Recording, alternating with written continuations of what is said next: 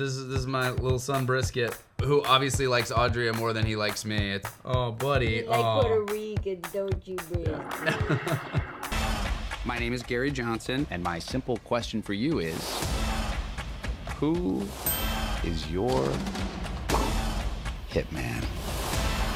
I wanted to start with, I saw that you guys, when you first met, you were both doing Dry January, and you broke that together. Take me back to that moment. That's a beautiful thing, I think. I agree. It's life is not about following rules. It's about who you break the rules with. Oh, You know what I I mean? And I feel like it was a really special moment when, we were sitting down and we had, Rick had already had an amazing meeting with Adria, and he's like, I'm not going to lead the witness, but I really think you're going to like her. And I think, this could be it. So I sat down with her and and we started talking, and it was so clear. She just embodied all the things that we needed in this character. She was just an open heart, and such an unbelievable brain, had just such an incredible take on the character. And just was also someone that was just like, oh my God, there's just instant chemistry here. I could spend, months on set with this person and never shut up. And it was so crazy because we were like into this meeting, and then it just sort of like sprung out of me where I was like, I really want to do this with you. And she was like, oh my God, yeah, great. And then I felt like compelled, because at the very beginning of the meeting, we were like, hey, I'm not drinking. She's like, I'm not drinking either. Dry January. Okay, cool. So we're sipping on waters. But after that moment, there was just like this electricity going through both of us that I was like, we have to kind of seal the deal here. Like, it just feels so silly that we're not toasting to this. So maybe just one tequila.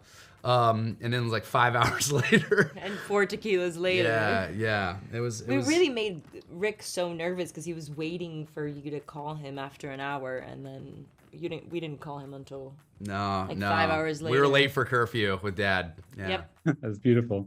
Wait, tell me about your dog. I didn't realize you were. Oh, this is my little son Brisket. Yeah, but who obviously likes Adria more than he likes me. It's amazing how quickly he just found, well, little Glen. Texas charmer here. He knows what he wants, I guess. I don't know. Or Puerto Rican charmer. Yeah. So he's the Puerto Rican flavor. He's just into it. Yeah. Oh, buddy. You like Puerto Ricans, don't you, Brisket? It's like you don't even exist. I guess I'm just your fantasy. Okay. We'll see about that. Even though we grew up very differently, I grew up almost like a nomad in a way, and Glen grew up here. We share one thing in common that I think binded us during this process, was that we both share such a love and passion for our families. And he's really close to his parents. I'm really close to my parents. So I think morally aligned, even though our sort of childhoods were so different, I think morally we were so aligned. And that also gave to so much of the trust. It was like, once you share that with somebody, you're like, oh, okay. We grew up different, but still the same. You're like, oh, I think we could be friends. Well, I think that was also like part of that initial tequila sesh. It was like I felt like I had known her forever. We really do share so much of the same loves. I think those sort of guiding forces that bring people together. And not only a love of family, but a love of tequila, which is an equally important love. Really, those two things together really bond. You can tell I don't remember much of that conversation. I wanted to deep dive as much as possible on the phone scene that you're willing. I feel like I was at the Sundance screening and everybody broke into applause sort of in the middle of the film. Did you know how big of a deal that scene was going to be? What was sort of going through your heads as you were doing that? It worked so well because you're sort of doing this acting on acting, right? That is amazing to watch and super fun. On the writing side, that was the first hurdle. Is obviously on the writing side, we knew that we were painting Gary into a corner that we needed the audience just on a purely thrilling engagement level for them to have no idea how he's getting out of it. And so we sort of painted him into a corner, and there were different ways that we were trying to have him get out of it, and very little was finding for us was feeling satisfying enough that felt like thematically our movie and like sort of the wish fulfillment of the movie, and really bringing Adria into that process was so crucial. She really became the third person in the writer's room, and especially when we were crafting that scene.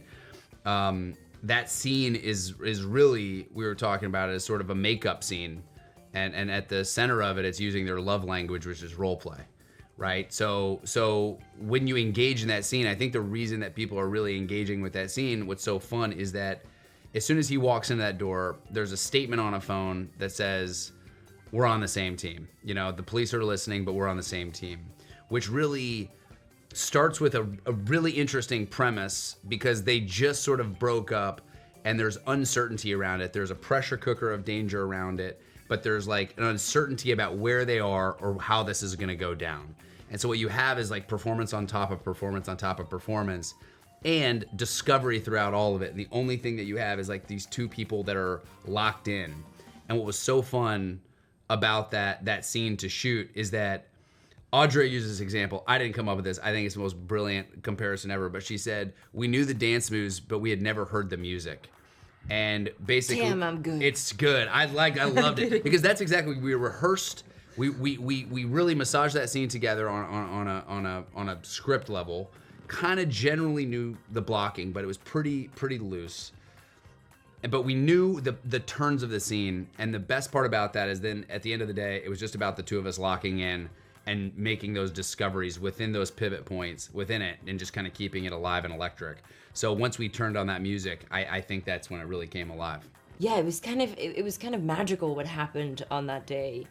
I don't know, we just found so many little things in between the lines. Everything was so well structured. I mean, Rick and Glen just like nailed it when it came to the script, and then it just became about having fun and finding those little moments.